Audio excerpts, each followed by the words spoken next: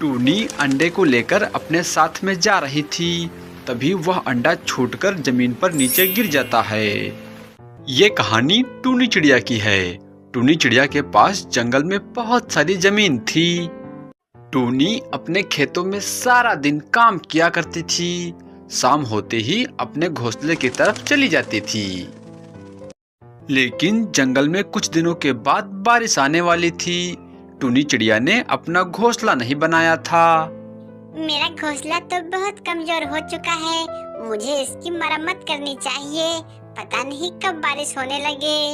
अगर जंगल में अचानक से बारिश होने लगी तो इतनी रात में मैं कहाँ जाऊंगी? टूनी ऐसा सोचकर अपने घोंसले में सो जाती है। दूसरे दिन जंगल में सुबह होती है। टूनी देखती है कि जंगल के सारे पक्षी अपना अपना घोंसला बनाने में लगे हुए हैं।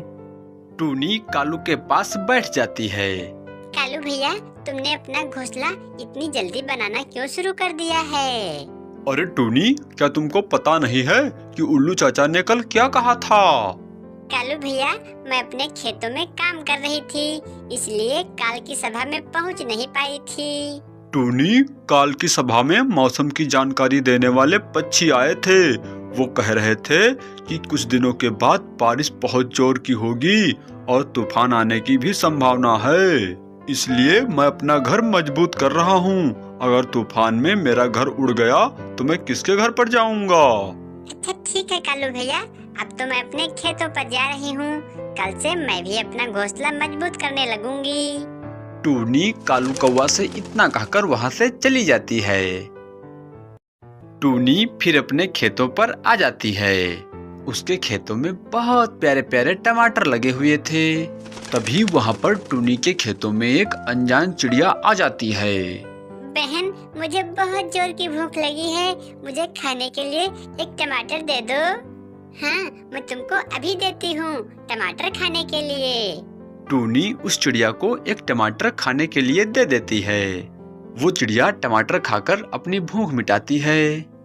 तुमने मेरी भूख मिटाई है, मांगो, तुम मुझसे क्या मांगना चाहती हो? मैं भला तुमसे क्या मांग सकती हूँ? तुम्हारे पास तो खाने के लिए कुछ नहीं है। तुम ऐसा करो कि 2 टमाटर मैं तुमको दे रही हूँ, इसे रास्ते में अगर कहीं भूख लगेगी तो खा लेना। टूनी, मैं अभी जा रही हूँ, अगर तुम कोई मुसीबत में होगी तो मुझे याद कर लेना, मैं तुम्हारी सहायता जरूर करूँगी। इतना कहकर वह चिड़िया वहाँ से चली जाती है। लेकिन टूनी अपने मन में एक बात सोच रही थी। आखिर इस चिड़िया को मेरा नाम कैसे पता हो गया? मैं तो इससे कभी नहीं मिली हूँ। तब तक जंगल में शाम भी हो जाती है। टूनी अपने खेतों से अपने घोंसले की तरफ उड़ जाती है। टूनी अपने घोंसले में आ जाती है। अब तो मुझे बहुत जोर की भूख लगी है, भूख बर्दाश्त नहीं हो रही है, मैं क्या खाऊं? टूनी के घोंसले में एक सेब रखा हुआ था। टूनी उसे खाकर सो जाती है। थोड़ी देर बाद जंगल में बहुत जोर की बारिश होने लगती है। टूनी उस बारिश से बहुत परेशान थी, क्योंकि टूनी का घोंसला मजबूत नहीं था। उसी समय जंगल में बहुत जोर का तूफान भी आ जाता है। उस तूफान की वजह से टूनी का घोंसला कमजोर हो रहा था। टूनी अपने घोंसले से तुरंत बाहर निकल जाती है। टूनी अपने घोंसले से बाहर निकलकर बैठी थी, तभी उसका घोंसला टूटकर गिर जाता है। अब तो मेरा घोंसला टूट चुका है, अब मैं इतनी रात में कहाँ जाऊंगी? मुझे कालू के घोंसले पर चलना चाहिए, उसका घोंसला तो बहुत अच्छा है। टूनी इतना सोचकर कालू के घोंसले की तरफ चल देती है। टूनी कालू के घोंसले के पास आ जाती है। फिर कालू को आवाज लगाती है। कालू भैया, मेरी मदद करो, दरवाजा खोलो, मैं टूनी हूँ।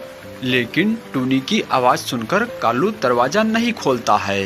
टूनी कुछ देर तक उस जगह पर बैठकर इंतजार करती है, लेकिन कालू दरवाजा तब भी नहीं खोलता है। टूनी काफी देर इंतजार करने के बाद वहाँ से चली जाती है। टूनी जंगल में जा रही थी, तभी उसे जमीन पर पड़ा हुआ एक अंडा दिखाई देता है। टूनी उसी के पास जाकर बैठ जाती है। पता नहीं किस पक्षी का अंडा है ये, इतनी रात में यहाँ पर कैसे आया है। मैं इसे अपने साथ लेकर चलती हूँ, नहीं तो कोई शिकारी पक्षी इसे खा जाएगा। टूनी उस अंडे को अपने साथ में लेकर चल देती है। टूनी मिट्ठू के घर पर आ जाती है और मिट्ठू को अपनी सारी बात बताती है। देखो टूनी, मैं तुमको अपने घोंसले में रुकने नहीं दूंगा, क्योंकि ये अंडा तुम साथ में लेकर आई हो। पता नहीं तुम किस चिड़िया का अंडा चुरा कर लेकर आई हो, बेवजह मेरा नाम लगे ना बाबा ना। मेरे घोंसले में तुम्हारे लिए कोई जगह नहीं है, जाओ यहाँ से। टूनी निराश होकर मिट्ठू के घोंसले से चली जाती है। टूनी अंडे को लेकर अपने साथ में जा रही थी, तभी वह अंडा छूटकर जमीन पर नीचे गिर जाता है। अंडा जैसे ही नीचे आकर गिरता है, वहाँ पर एक बहुत प्यारा सा घर बन जाता है। टूनी उस घोंसले में आकर देखती है तो वह हैरान हो जाती है, क्योंकि वहाँ पर तो एक पहले से ही चिड़िया बैठी हुई थी। टूनी, मैंने कहा था ना कि तुम मुझे याद करना, मैं तुम्हारी मदद जरूर करूँगी। आज से ये घर तुम्हारा है और मैं यहाँ से अब जा रही हूँ। टूनी उस चिड़िया को बहुत रोकने की कोशिश करती है। टूनी, मैं तुम्हारे पास रुक नहीं सकती हूँ, क्योंकि मुझे अभी बहुत लोगों की मदद करनी है। वो चिड़िया वहाँ से चली जाती है। इस तरह से टूनी के पास उसका एक नया घर हो जाता है।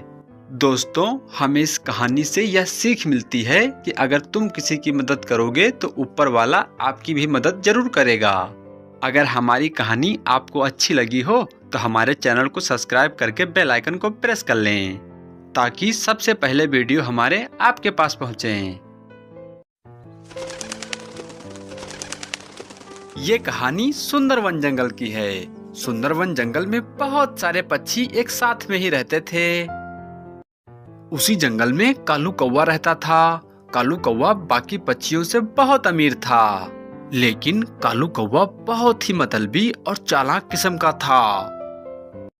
एक दिन जंगल में सारे पक्षी दाना चुगने आए थे। तभी जंगल में बहुत जोर से बारिश होने लगती है। अरे, ये तो जंगल में बहुत जोर की बारिश होने लगी है। लगता है अब जंगल में तूफान भी आएगा। हाँ मिट्ठू, तुम सही कहते हो, मुझे भी लग रहा है तूफान आने से पहले हमको यहाँ से चलना चाहिए। चलो हम सब लोग कालू के घोंसले की तरफ चलते हैं। उसका घोंसला जंगल में सबसे बड़ा घोंसला है और पास में ही है। जंगल के सारे पक्षी कालू के घोंसले की तरफ चल देते हैं। सारे पक्षी कालू के घोंसले में आ जाते हैं। तुम सबको अगर मेरे घोंसले में रुकना है तो सारे पक्षियों को मुझे एक एक दाना देना पड़ेगा। अरे कालू, मैं तो तेरे बचपन का दोस्त हूँ, क्या मुझे भी दाना तुझे देना पड़ेगा? हाँ मिट्ठू, क्यों नहीं देना पड़ेगा, बिल्कुल देना पड़ेगा। ठीक है, अब मैं जान चुका हूँ कि तू बहुत स्वार्थी है। सारे पक्षी कालू को एक एक दाना दे देते हैं। इधर टूनी चिड़िया भी जंगल में भीग रही थी। अब मुझे इस जंगल में बहुत समय हो गया है, ऐसे ही जंगल में मैं कब तक भीगूंगी। मुझे किसी सुरक्षित जगह पर चलना चाहिए, नहीं तो मुझे जुकाम हो जाएगा। टूनी वहाँ से चल देती है। टूनी उड़ती हुई कालू के घोंसले के पास आ जाती है। कोई है, मेरी मदद करो, मैं भीग रही हूँ। टूनी की आवाज सुनकर कालू घर के बाहर आ जाता है। क्या बात है, मेरे घोंसले के बाहर तुम क्यों शोर मचा रही हो? कालू, मैं तुम्हारे घोंसले में कुछ देर के लिए क्या रुक सकती हूँ? हाँ, तुम मेरे घोंसले में रुक तो सकती हो, लेकिन उसके बदले में तुमको मुझे एक दाना देना पड़ेगा। लेकिन कालू, मैं सुबह से खुद बहुत भूखी हूँ, मैं तुमको कहाँ से लाकर दूंगी एक दाना? देखो, मैं ऐसे किसी पक्षी को अपने घर में रुकने नहीं देता हूँ। जाओ जाओ, मेरा समय न खराब करो। टूनी वहाँ से निराश होकर चली जाती है। टूनी जंगल में निराश होकर जा रही थी, तभी उसकी नजर एक मिट्टी के बने हुए घर पर पड़ जाती है। ये क्या? ये घर तो बिल्कुल अनोखा है। इस घर के ऊपर तो कोई भी बूंदें नहीं गिर रही हैं। टूनी उसी मिट्टी के घर में जाकर बैठ जाती है। टूनी उसी मिट्टी के घर में बैठी हुई थी, तभी उसमें से एक आवाज आती है। टूनी, इस जंगल में बाढ़ और तूफान आने वाला है। ऐसा करो, इस घर को तुम किसी ऊंचे जगह पर जाकर रख दो। टूनी उस मिट्टी के घर को एक ऊंचे पहाड़ के ऊपर रख देती है। तभी जंगल में बहुत जोर का तूफान भी आ जाता है। उसी तूफान में कालू का घोंसला भी टूट जाता है।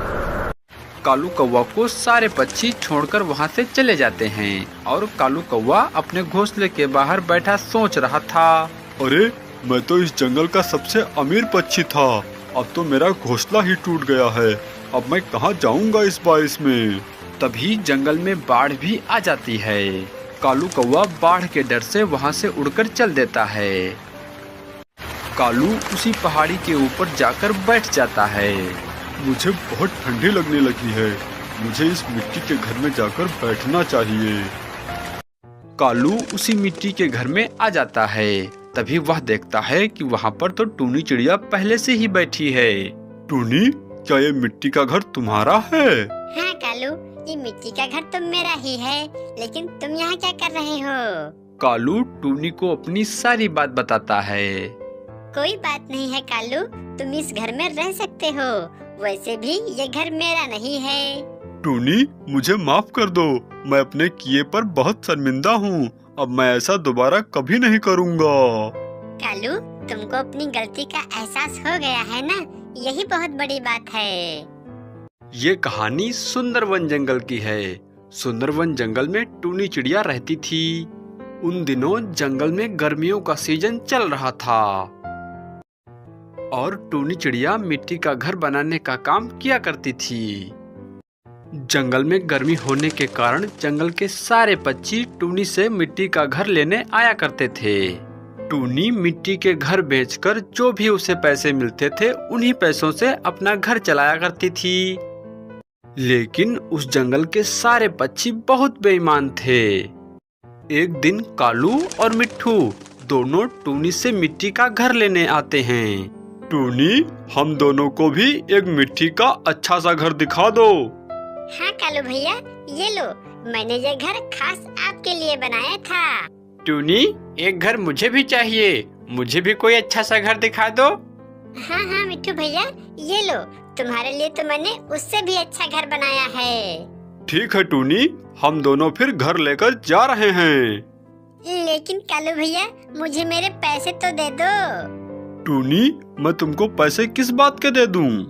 कालू भैया, जो तुमने मुझसे घर लिया है, मैं उसी के पैसे मांग रही हूँ। टूनी, ये जो तुम मिट्टी का घर बनाती हो, तो क्या तुम मिट्टी खरीद कर लाती हो?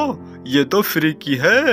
लेकिन कालू, मैं इस घर को बनाने में बहुत मेहनत करती हूँ, इसलिए मैं तुमसे अपनी मेहनत के पैसे मांग रही हूँ। टूनी की इतनी बात सुनकर वो दोनों बहुत नाराज हो जाते हैं।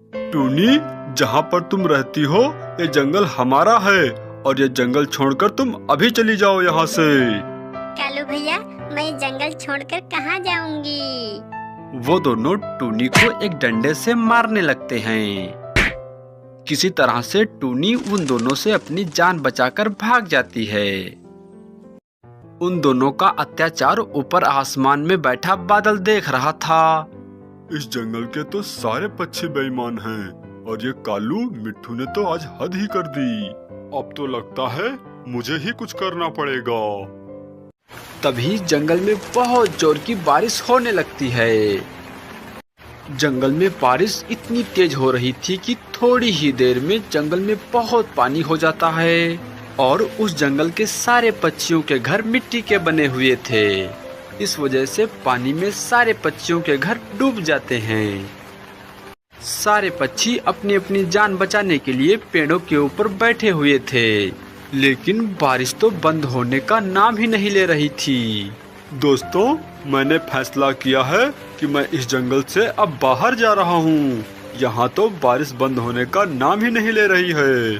कालू और मिट्ठू दूसरे जंगल की तरफ चल देते हैं।